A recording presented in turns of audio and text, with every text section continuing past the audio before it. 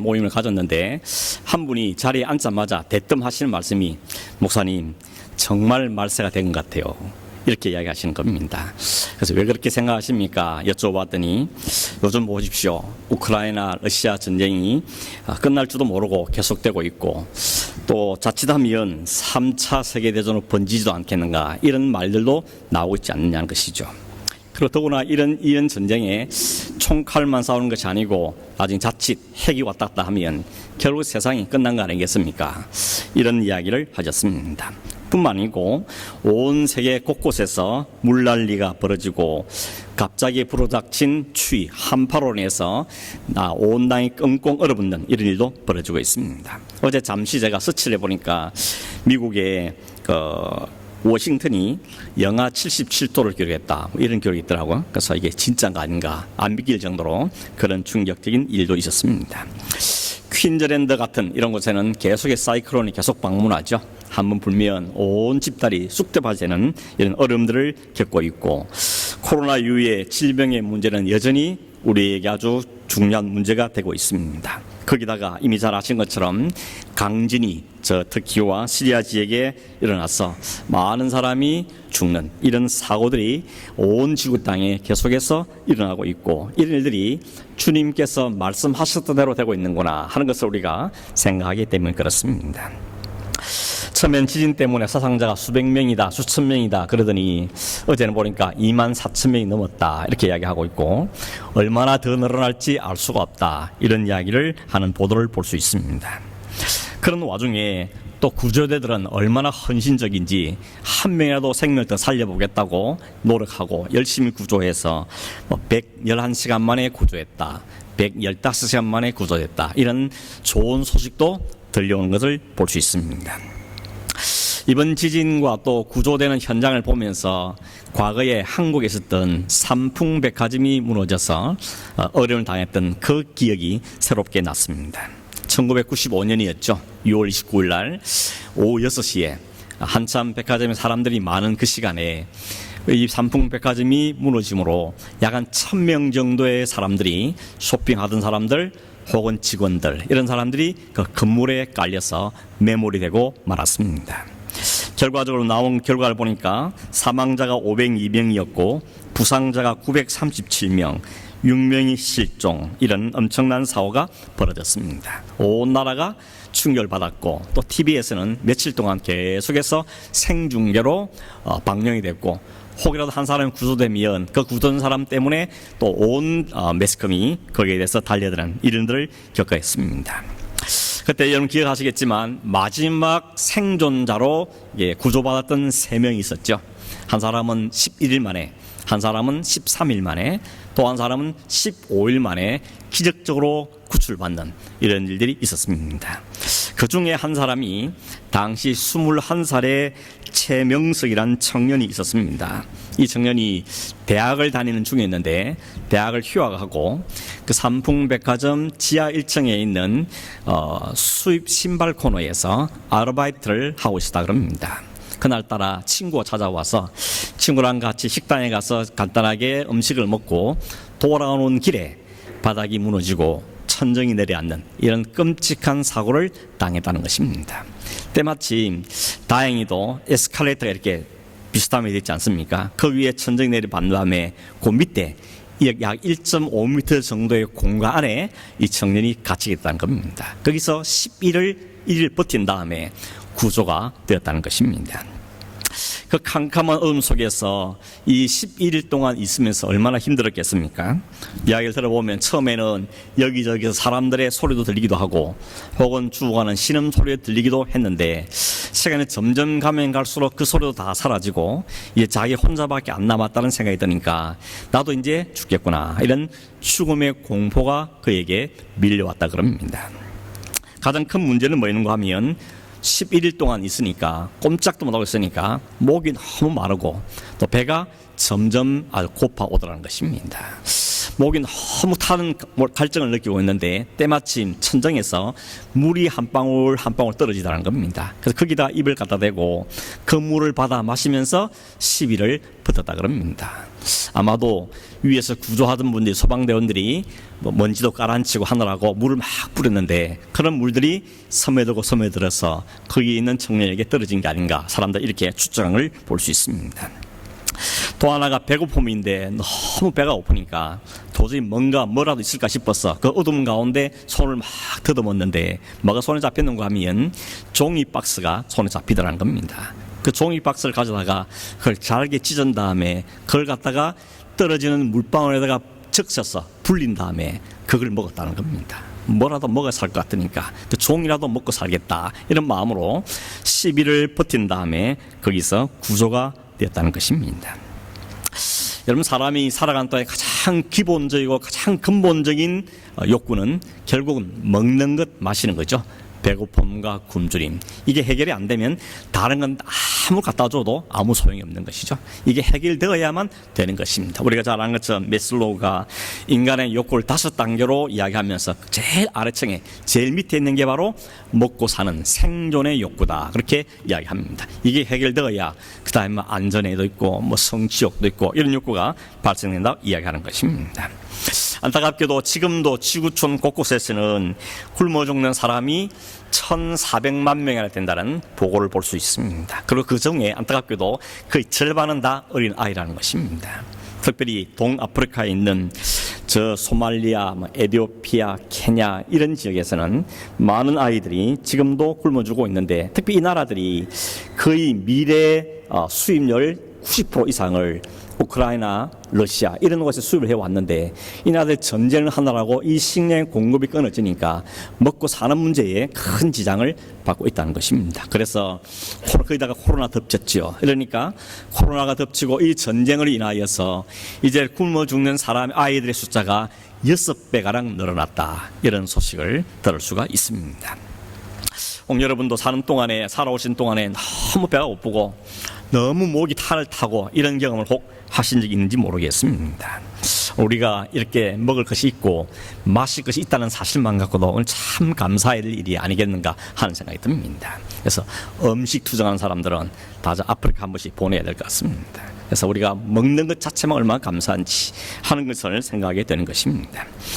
그렇다면 예수님 계실 때 그 당시의 사회는 어땠는가 하는 것인데, 그 유대 사회의 가장 기본적인 업이 바로 농업이라 그러죠. 조상 때부터 물려받은 그 밭, 이런 것을 잘 가꾸어서 농사를 짓는 것입니다. 농부들은 대개가 가난했습니다. 우리의 어릴 때 생각봐도 농부치고 그렇게 막 부자로 사는 사람이 그렇게 많지 않았죠. 물론 땅이 많은 일부 사람들 그렇지 모르지만 일반적인 대개 농부들은 가난하게 살았습니다. 그날 벌어서 그날 살기도 하고 또 한 해 농사 지어서 한 해를 사는 이런 삶을 살았던 것입니다. 이런 사회니까 예수님이 등장하셨을 때 사람들에게 아주 선풍적 인기를 끌죠. 왜냐하면 예수님이 기적을 행했기 때문에 그렇습니다. 보리떡 5개, 물고기 2마리, 이 별것 아닌 것 같고 남자만 5,000명이 넘는 어마어마한 사람들이 정말 배 터지게 먹고, 그리고 남은 것만 해도 12광주나 됐다. 이런 엄청난 일들 행함을 보면서 사람들은 그 예수님께 자기들의 소망과 희망을 거는 것이죠. 저분 정도면 우리 먹고 사는 문제가 해결되겠구나, 저분 우리의 왕으로 모시자, 이런 움직임이 생기는 것은 너무나 당연한 것이라고 말할 수가 있을 것입니다. 예나 지금이나 나라 백성들 잘 살게 하는 대통령이나 왕이 인기가 있는 거죠. 아무리 뛰어나고 아무리 인기를 훌륭하고 아무리 정치를 잘해도 나라가 힘들면, 백성들이 먹고 사는 게 힘들면 다 욕을 하고 원망을 하게 되는 것이죠. 그러니 옛날에는 비가 안 오면 왕들이 기우제를 지내기도 하고 어쩌든지 이 문제를 해결해서 발버둥을 치는 것을 보게 되는 것입니다. 예수님 당시의 사회가 그랬다는 것입니다. 먹고 마시는 것이 참 귀했기 때문에 유대인들에게 먹을 것을 제공하는 밭과 마실 것을 제공하는 음료는 가장 소중한 중에 하나였던 것입니다. 그래서 성경에 보면 밭 이야기, 씨 이야기, 음식 이야기 혹은 우물 이야기가 자주 등장하는 것도 그런 배경이라고 이야기할 수가 있겠습니다. 오늘 우리가 읽은 성경 본문 6절에서는 예수님께 뜻밖의 말씀을 하셨습니다. 추리고 목마른 자가 복이 있다고 이야기하십니다. 이건 완전한 역설이죠. 패러독스라 그러죠. 어떻게 추리고 목이 마른데 그게 복이냐, 이렇게 우리는 질문할 수 있지 않겠습니까? 예를 들어서 이 사람은 작은 거인이다, 이런 말 하죠. 그 말은 뭡니까? 키는 작은데 하는 게 거인 같다, 이런 의미를 담고 있는 것인데 사실 역설이죠. 작으면 작은 거지 뭐 작은데 거인이 있을 수 있겠습니까? 또 하나는 이런 게 있죠. 소리 없는 아우성이 온 천지에 퍼졌다. 아니, 소리가 없는데 무슨 아우성이 되겠습니까? 이런 걸 가지고 우리는 역설이다 이렇게 말하는 것입니다. 예수님께서 이 역설을 말씀하신 거죠. 추리고 마른 사람이 복이 있다는 것입니다. 그런데 그 앞에 전제가 있죠. 무엇에 대해서 굶주리냐, 무엇에 대해서 목마르냐는 것입니다. 그게 뭔가 의라고 말하고 있습니다. 의에 대해서 목이 마르고 의에 대해서 추린 사람이 복이 있다고 이야기합니다. 그 사람들이 배가 부를 것이라고 오늘 말씀하고 있습니다. 그래서 도대체 의에 대해서 추리고 목말라하는 이유가 뭔가, 그게 왜 복이 되는가, 의에 추리고 목말라하는 것이 도대체 어떤 것을 이야기하는가 하는 점들을 몇 가지 생각해 보려고 하는 것입니다. 여러분, 왜 의에 대해서 추리고 목말라야 하는가 하면, 먹을 음식과 마실 물이 생명에서 꼭 필요한 것처럼 우리의 영혼의 생명을 위해서는 의가 꼭 필요하다는 것입니다. 그래서 의에 대해서 추리고 목말라야 한다고 말씀하고 있는 것입니다. 사람들은 먹어야 살죠. 마셔야 삽니다. 먹고 마시는 것은 가장 기본적이고 중요합니다. 그게 우리의 생명을 지켜주기 때문에 중요한 것이 아닐 수가 없다는 겁니다. 근데 우리의 영혼은 뭐냐? 우리 영혼은 의가 우리를 살리고 우리를 지탱하는 것이라고 성경 우리에게 말씀하고 있습니다. 겉으로 보이는 우리 육신, 이 몸은 먹고 마시는 음식과 물을 요구하지만 우리의 속사람은 의를 요구한다는 이야기입니다. 여러분, 먹고 마시는 게 있어도 그만 없어도 그만입니까? 아니죠.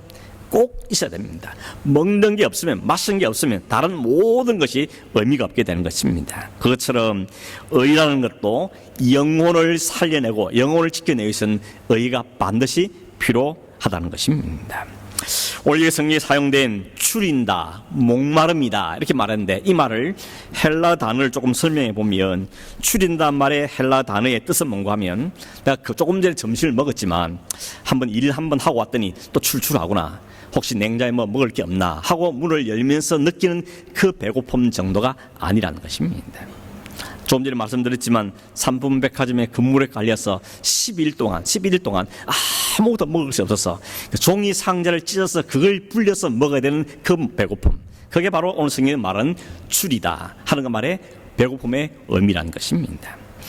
목마름이라고 번역된 이 헬라의 단어는 또 어떤 뜻인가 하면, 한판 운동하고 왔더니 참 갈증이 생, 목이 마르구나, 물 한 컵 마실까? 아니면 시원한 콜라라도 한잔 할까? 그 정도의 갈증을 넘어서는 것입니다. 이걸 가장 잘 보여주는 예가 뭐인가 하면, 누가복음 16장에 보면 부자와 나사로가 같이 살다가 둘 다 죽었습니다. 부자는 지옥에 떨어졌죠. 지옥에 떨어져서 위로 올라와 보니까 거기에 아브라함이 있고 아브라함 품 안에 나사로가 안겨 있는 것입니다. 그걸 보고는 부탁하죠. 나 소원이 하나 있습니다. 그게 뭔가 하면, 저 나사로를 나에게 보내줄 때 그 손가락 끝에 물 한 방울만 찍어가지고 와서 내 이 혀에다가 좀 대주십시오. 내 혀를 좀 서늘하게 해주십시오. 그게 내 소원입니다. 이렇게 부자가 말하는 장면이 나오죠. 이게 목마름입니다. 손방울에 물 한 방울이 얼마나 우리 시원할 수 있겠습니까? 그래서 한 방울은 벌컥 마셔야지. 그 손바닥 끝에 물 한 방울 무슨 의미가 있겠습니까? 효과가 있겠습니까? 그런데도 그라도 필요한 그 목마름이 바로 오늘 성경에서 말하는 목마름의 의미라는 것입니다. 이스라엘 백성들이 애굽 땅에서 나온 다음에 광야로 들어가죠. 광야를 들어가서 며칠 지나니까 가지고 나온 물이 다 떨어졌습니다. 그 광야니까 물 찾기가 쉽지 않습니다. 아무리 뒤져도 물이 없습니다. 그러니 이들이 어떻게 합니까? 모세를 향해서 원망하죠. 왜 우리를 여기다 끌어와가지고 여기까지 인도해가지고 여기서 목말라 죽게 만드느냐, 당장 물을 내라, 안 그러면 죽이겠다. 그래서 돌을 던지는 겁니다.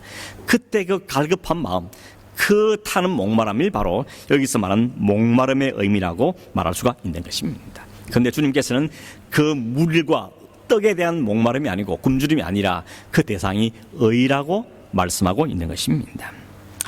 배가 고파 죽어가는 사람이 먹을 것을 찾듯이, 목이 말라 죽어가는 사람이 물 한 방울 물을 애걸하듯이 의를 그렇게 구하는 자가 복이 있는 사람이다. 주님은 이렇게 말씀하고 있습니다. 그럼 여러분, 예수님 말씀 의가 뭘까요? 뭐가 의입니까? 의라는 것은 우리가 딱 떠오른 이미지 뭐냐면 justice죠. 정의, 이렇게 떠오릅니다. 그 말은 옳다, 바르다, 혹은 정의롭다, 이런 뜻을 갖고 있죠. 그런데 주님이 말씀한 이 성경에 사용된 이 의라는 단어, 이 헬라어로는 디카이오스네이란 뜻인데 영어 성경에는 righteousness 이렇게 번역을 하고 있습니다. 이 디카이오스네이란 말의 뜻은 뭔고 하면 이 단어는 여러 번은 사용되지만 특별히 관계 속에서 사용되는 용어입니다. 쉽게 설명하면 A와 B라는 사람이 있는데 두 사람 사이가 아무 문제가 없습니다. 만나면 반갑고 전혀 불편함도 없고 서로 사랑하고 이런 좋은 관계가 있을 때 그 관계를 가해서 우리는 의로운 관계다 이렇게 말하는 것입니다. 이 디카이스네는 말은 그런 관계를 말하는 것입니다. 하나님과 우리의 관계를 생각하면 하나님은 우리에 대해서 어떻습니까? 우리는 하나님께 어떻습니까? 우리가 하나님 앞에 생각하면 두렵죠. 죄가 있기 때문에. 하나님과 우리 사이에 막힘이 없는 관계 아니고 하나님을 생각하면 우리는 두려운 마음이 먼저 드는 것이 우리의 모습입니다. 왜냐하면 우리가 하나님이 주신 말씀을 잘 순종하지 않기 때문에 말씀대로 살지 않기 때문에 또 예배 올 때마다 우리 제일 먼저 뭐합니까? 회개부터 하죠. 하나님 한 주간 생각해 보니까 또 잘 못 살았네요. 또 하나님 말씀대로 못 살았네요. 이런 고백을 할 수밖에 없는 것이 바로 그 우리의 상태인 것입니다. 하나님은 아니죠. 하나님은 우리에서 완전하신 분입니다. 우리에서 막힘이 없는 분입니다. 모든 걸 주시는 분이시고 모든 걸 책임지는 분입니다. 그래서 하나님은 우리에서 의로우신 분인데 우리는 하나님께 의로운 자가 못 되는 불의한 사람들이라는 것입니다. 바울이 그랬죠. 로마 3장 10절에 말하기를 의인은 없는데 한 명도 없다. 바울 자신을 포함해서 의인은 없는데 한 명도 없다. 이 말은 하나님과 바른 관계, 하나님과 전혀 막힘이 없는 관계에 있는 사람은 한 명도 없다는 고백을 하고 있는 것입니다. 그게 바로 인간의 상태입니다. 인간의 영적 상태는 불의한 상태, 하나님과의 관계가 깨어진 상태란 이야기인 것입니다. 여러분 하나님과의 관계만 아닙니다. 여러분 부부 관계 어떻습니까? 우리는 죽고 살고 사는 부부다. 혹 그런 분도 있겠지만 그럼에도 불구하고 문제는 생기죠. 다툼은 생깁니다. 왜냐하면 우리의 완벽한 관계는 아니기 때문에 그렇습니다. 뭔가 숨기는 것도 있고 그게 돈이든지 뭐든지 숨길 좀 있고 혹 바르게 말 안 하는 것도 이러니까 그 관계가 의로운 관계로 말하기가 어렵습니다. 부모와 자녀도 마찬가지죠. 나는 자녀에게 다 떳떳하다. 자녀는 부모에게 나는 다 떳떳하다. 그러시는 부모와 자녀 관계도 쉽지 않습니다. 뭔가 숨기는 게 있고 뭔가 캥기는 것도 있고 그런 마음이 우리의 관계인 것입니다. 뿐만 아니죠. 인간과 자연과의 관계도 마찬가지인 것입니다. 왜 이렇게 자연이 분노합니까? 결국 인간과 관계가 깨어지기 때문에 의로운 관계가 아니기 때문에 하나님께 모두를 만드신 다음에 인간에 주셨는데 불구하고 그것들이 오히려 인간에게 재해가 되는 것은 그 관계가 바르지 않다는 증거인 것입니다. 이 모든 걸 통합해서 가만 보니까 결국 근본적인 원인은 하나라는 겁니다. 그게 바로 죄라는 것이죠. 하나님과의 관계를 깨뜨리는 모든 게 바로 근본 원인이 죄라는 것을 발견하게 되는 것입니다. 이렇게 불의한 인간, 하나님과 깨어진 관계에 있는 인간에게 나타나는 현상 중에 가장 첫 번째 현상이 뭔가 하면 두려움입니다. 사람들은 본능적으로 두려움을 갖고 있습니다. 어두운 데 가도 두렵고 혼자 있어도 두렵고 사람이 많이 몰려와도 두렵고 이게 본질적으로 본성적인 두려움 공포를 갖고 있습니다. 그 근본 들어가 보면 하나님 앞에 지은 죄로 인한 결과인 것을 알게 되는 것입니다. 사람들은 그 마음에 있는 두려움 혹은 하나님과 깨어진 그 관계에서 그걸 채우기 위해서 뭔가를 채워보려고 애를 많이 씁니다. 그렇기 때문에 뭡니까? 돈으로 채우고 쾌락으로 채우고 성공으로 채우고 혹은 사람들의 관계를 채우고 자기 성공, 자기 성취를 채우고 혹은 권력을 채우고 이런 모든 채우는 모든 노력이 뭡니까? 이 목마름, 이 배고픔을 해결해 보겠다는 것입니다. 좀 최근 만족해서 보겠다는 거죠. 나는 더 부를 것이 없다. 이런 자리에 가고 싶은 인간의 욕구가 반영되고 있다는 것입니다. 그런데 성경이 내는 결론은 뭡니까? 다 의미 없는 짓이라는 것이죠. 전도서에서 솔로몬이 그러지 않습니까? 반복해서 헛되고 헛되며 헛되고 헛되니 모든 것이 헛되다. 결론은 nothing이죠. nothing. 솔로몬이 그냥 하는 이야기 아니죠. 다 가져본 사람입니다. 돈도 가져보고 모두 가져보고 났더니 그 모든 가질 때는 뭔가 있는 줄 알았는데 내린 결론에 가보니까 결국 nothing이다. 아무 의미가 없구나. 그래서 바람을 잡으는 것 같다. 이렇게 표현하고 있는 것입니다. 여러분 돈 많이 가져보셨습니까? 돈이 들어오면 좋지요. 기분 좋지요. 또 마음껏 쓸 수도 있고 상당히 만족스럽게 행복한 것 같습니다. 그러나 그 돈이 주는 즐거움이 오래가지 않는 것은 이미 여러분 경험해서 알 겁니다. 가진 사람 더 많이 가지고 싶고 거기 또 새어나가는 거 안타깝고 이런 것을 가지는 것이 인간의 모습이라는 겁니다. 그러므로 모든 사람들이 가지고 있는 공통점이 두 가지 있는데 하나는 목마르다는 것, 갈증을 느낀다는 것, 헝그를 가지고 있다는 게 모든 사람의 공통점이고, 또 다른 공통점만 뭔가 하면 어떤 것으로도 그 갈증을 채울 것은 없다는 게 또 하나의 공통점인 것입니다. 인간의 어리석음은 이것을 모르는 것이 어리석인 것이죠. 결국 세상에서 나에게 만족을 줄 것, 나를 배부르게 하고 나에게 평안을 줄 걸 찾아 헤매는 것이 인생의 어리석음이라고 말할 수가 있다는 것입니다. 지금 예수님께서는 그렇게 몰려든 사람들에게 병을 고쳐보겠다, 귀신이 나아보겠다, 먹는 일 해결해 보겠다, 이런 여러 가지 이들로 이 문제를 해결받기 위해서 몰려든 그 군중들 향해서, 또 주님을 따른 그 제자를 향하여서 말씀하시는 겁니다. 세상의 그 어떤 것으로 너희는 배부르지 못한다는 겁니다. 너희들이 배부를 수 있는 유일한 길은 의에 목마르고 추지는 것 바에는 다른 길이 없다고 분명히 말씀하고 있다는 것입니다. 그러니 우리가 의로 채워지기 전에는, 의로워지기 전에는 우리의 참 만족과 참 바른 관계가 회복되기가 어렵다는 것을 우리에게 말씀하고 있는 것입니다. 그럼 어떻게 의로워질 수 있습니까? 어떻게 만족을 얻을 수 있습니까? 이 문제가 해결되지 않고는 우리에게 만족이 없기 때문에 이건 건너가야 될 과제입니다. 있어도 괜찮고 없어도 괜찮은 게 아니고 반드시 있어야 되는 것이 먹을 것 마실 것인 것처럼, 우리가 주님 안에서 혹은 영적인 의도로 풍성하고 만족을 누리는 삶을 살기 위해서는 이 과정을 거치지 않으면 우리가 갈 길이 없는 것입니다. 주님은 지금 이 말씀 우리에게 말씀하고 있는 것입니다.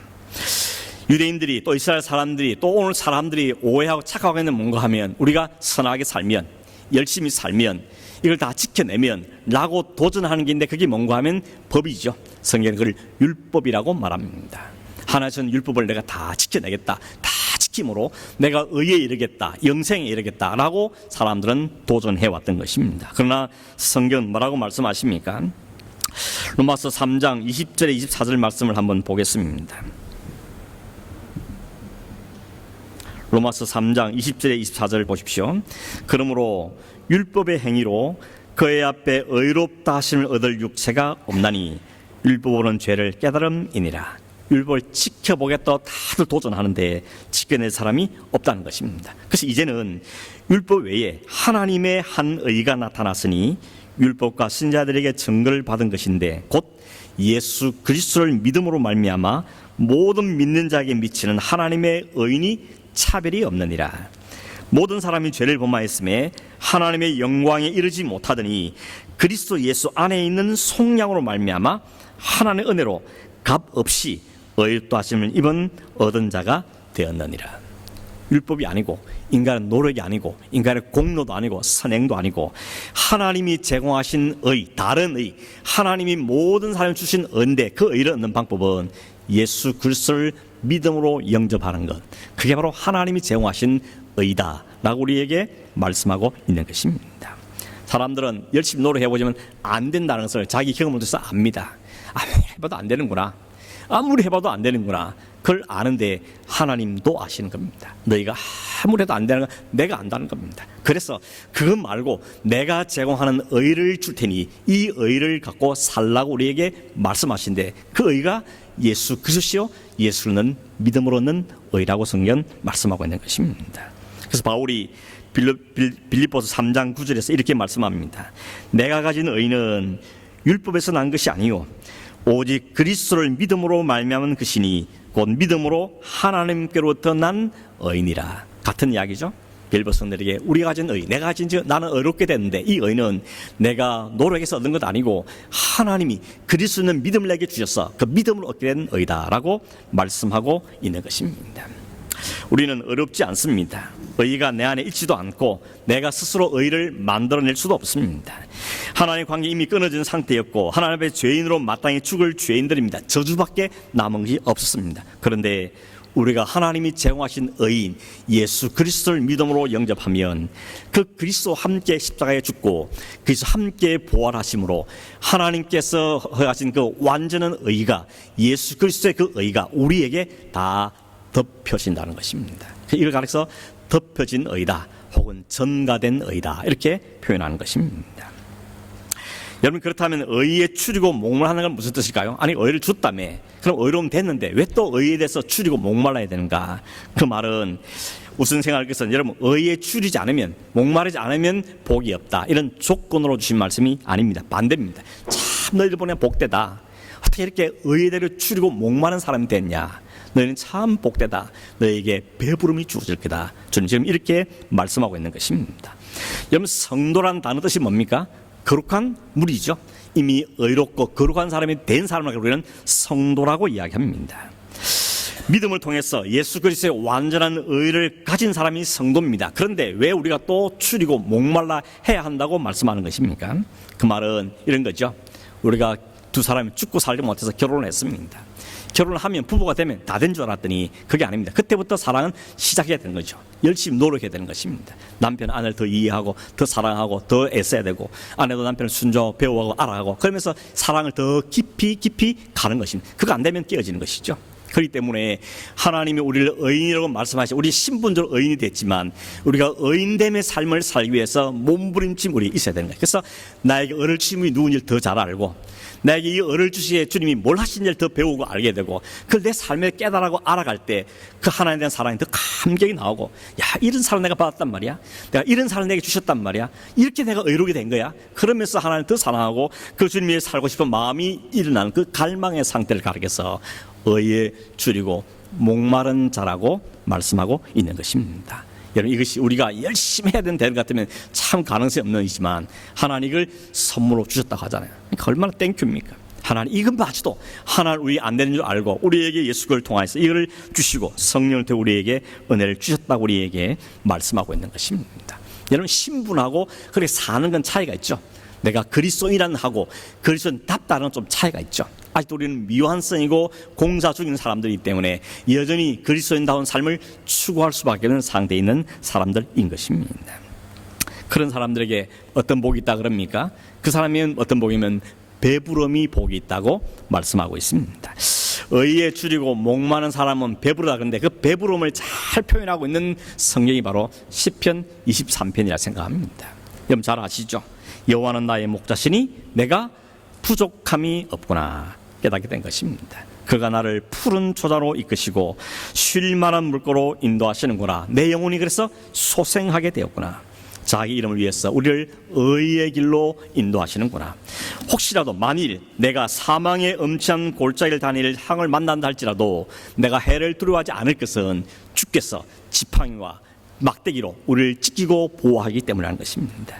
심지어는 주께서 내 원수의 눈앞에서 목전에서 상까지 차려주시면서 내 잔을 넘치게 부으신다. 이것만큼 배부름을 잘 설명하는 표현이 없다는 생각이 듭니다. 그림 한번 그려보십시오. 푸른 풀밭과 쉴만한 물가에서 배불리 먹고 양들이 그냥 엎어서 넓어서 자면서 아무 근심 걱정이 없습니다. 이리 때가 올 걸 염려하지 않습니다. 왜냐하면 목자가 지켜주길 알기 때문에. 그 안에서 누리는 그 평안의 상태, 그게 바로 배부름의 상태라고 말씀하고 있는 것입니다. 이 배부름을 세상 누가 줄 수 있습니까? 무엇이 줄 수 있습니까? 이 평안을 어디서 얻을 수가 있겠습니까? 오직 그리스도를 우리가 소유하고 그리스도 안에 사는 사람이 누릴 수 있는 참다운 만족이고 배부름인 것을 오늘 우리에게 말씀하고 있는 것입니다. 우리가 할 일은 그 주님을 알고 그 주님을 더 배워하고 그 주님을 더 경험하며 우리의 주님 그 사랑을 더 키워가는 것이 바로 우리가 해야 될 사명인 것입니다. 말씀을 맺습니다. 여러분, 지금은 만족하십니까? 아니면 줄인 상태이십니까? 열망이 없는 것도 문제지만 이 열망이 잘못된 방향의 열망은 더 문제죠. 우리의 갈급함이 있고 추리고 목마름이 있는 게 소중한데 이 없는 것도 문제지만 이것이 엉뚱한 데 가서 구리고 갈망하면 그것은 더 큰 문제가 생기고 마는 것입니다. 돈이나 지식이나 세상에 어떤 걸 채워보려고 애를 쓰는 것이 바로 그런 예인 것입니다. 물론 세상 사는 동안 여러분 돈이 필요합니다. 뭘 것이 필요합니다. 그걸 통해서 배도 부릅니다. 근데 그것이 궁극적인 배부름은 아니다라는 것입니다. 내일 되면 또 배가 고파지는 것입니다. 오병이어로 이 많은 사람들이 배부르게 먹었습니다. 조금씩 먹은 게 아니고 배가 부르게 먹었습니다. 만족했습니다. 그런데 그 다음날 되면 또 배가 고픈 겁니다. 그게 육신의 양식인 것이죠. 그러나 주님께 우리에게 약속하신 그 배부름은 주님 안에 있음으로 인해서, 주님의 관계 회복됨으로 해서, 주님이 사랑하는 것을 알아감을 통해서 내 안에 알 수 없는 평안이, 알 수 없는 만족이, 알 수 없는 배부름이 나를 주장하는 그 상태, 그게 바로 영적인 배부름의 상태라고 우리에게 말씀하고 있는 것입니다. 여러분, 이것을 갈망하는 것입니다. 주님, 내가 배부르고 싶습니다. 주님의 의가 내 안에 충만해지고 그 의가 뭘 알아감으로 내 안에 더 가득한 은혜가 있기를 바랍니다. 이런 마음이 우리에게 생겨지게 되는 것입니다. 벤자민 프랭클이라는 분이 대부분 사람은 25살 이후부터는 영혼 없이 산다 이런 말을 썼습니다. 이 말의 의도는 뭐겠습니까? 25 이후부터 정확한지 모르겠지만 열망이 없다는 뜻으로 이야기한 것입니다. 사람의 열망이 없다, 목표가 없다, 갈망이 없다는 겁니다. 거룩한 열망이 없는 영혼은 죽은 영혼이다, 이런 의미로 우리가 받을 수 있는 것이죠. 존 파이퍼 목사도 책을 쓸 때 책점이 뭔가 하면 하나님께 굶주린 삶이라는 책을 썼습니다. 하나님께 대해서 굶주린다, 이게 바로 의에 줄이고 목마른 사람의 모습을 이야기하는 것입니다. 그들에게 주님이 약속하고 계시죠. 배부를 것이다, 만족을 누릴 것이다, 평강을 누릴 것이다, 즐거움을 누릴 것이라고 우리에게 말씀하고 있는 것입니다. 제가 성경 몇 구절을 뽑아왔는데 이 성경 구절을 한번 보겠습니다. 시편 34편 8절 10절 보십시오. 한번 같이 읽어보겠습니다. 너희는 여호와의 선하심을 맛보아 알지어다. 그에게 피하는 자는 복이 있도다. 너희 성도들아 여호와를 경외하라. 그를 경외하는 자에게는 부족함이 없도다. 젊은 사자는 궁핍하여 줄일지라도 여호와를 찾는 자는 모든 좋은 곳에 부족함이 없으리로다. 아멘이십니까? 이사야 44장 3절도 보겠습니다. 나는 목마른 자에게 물을 주며 마른 땅에 시내가 흐르게 하며 나의 영을 내 자손에게 나의 복을 내 후손에게 부어주리니 그들이 풀 가운데서 선하기를 시냇가에 버들같이 할 것이라. 이사야 41장 7절 말씀을 같이 읽어보겠습니다. 가련하고 가난한 자가 물을 구하되 물이 없어서 갈증으로 그들의 혀가 마를 때에 나 여호와가 그들에게 응답하겠고 나 이스라엘 하나님이 그들을 버리지 아니할 것이라. 여호와께 목말라한 사람을 하나님 버리지 않으신다고 분명하게 말씀하시죠.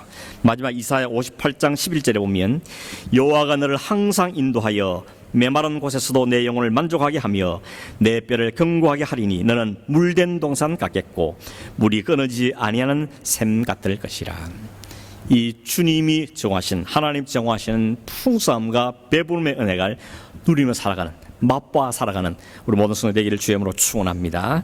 고마우신 하나님 아버지, 오늘도 세상 많은 사람들이 갈급해하고 목말라하고 헤매는 일상 삶에 살면서 주님께 궁극적인 만족과 참 배부름과 참 평강이 어디에서 오는 것이며 누가 누리신 것을 오늘 우리에게 말씀해 주신 것을 감사하며 돌이켜 헤아려 보니 내 안에 그 평강이 있고 내 안에 그 감사가 있는 것이라는 하나님께 감사와 찬송을 드립니다. 이 은혜가 더 풍성하기를 원하고 이 주님 관계 더 기뻐지기를 원하고 주님의 사랑과 주님 채우심 더 풍성하기를 원하여서 더 하나님께 갈망하고 더 주님께 가까이 가며 그 주님을 찾기를 사모하오니 주여 우리를 받아주시고 우리를 이끌어주시고 주의 성령으로 함께하여 주셔서 이 은혜 가운데 거하게 하시고 우리를 어루만 주시며 우리에게 큰 은혜를 부어 주시옵소서. 그러하신 예수님의 이름으로 기도하옵나이다. 아멘.